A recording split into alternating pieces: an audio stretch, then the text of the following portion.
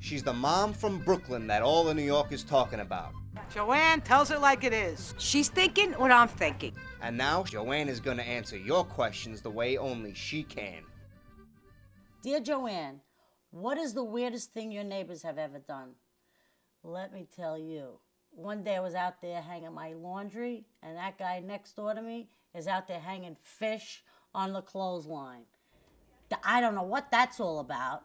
I want to dry my socks and underwear, and he wants to dry his bacala. I don't get it. Dear JoAnn, how do you get noisy neighbors to turn down their music? Well, apparently these neighbors are awake when you're asleep.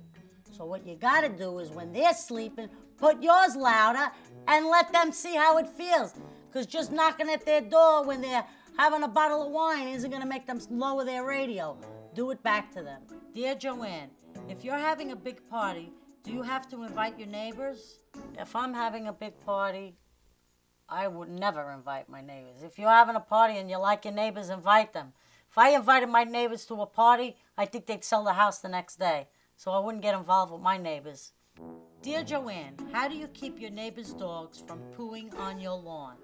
You just have to be vigilant, like the police, like the police, and check it out every now and then and know which dog is crapping in front of your house and bring it back to them. That's what I've done. Dear JoAnn, what is the one thing you should never lend your neighbors? The one thing you should never lend your neighbors is your husband. She'll call you up, say, "Hi, sweetie, could I borrow your husband to screw my light bulb?" Yeah, he wants to screw your light bulb already. He'll be screwing his bulbs in her socket. Forget about it. You never lend your husband. I don't care. Unless she's 90 and she can't get out of the wheelchair, then you might take a chance. I'm the queen of garlic.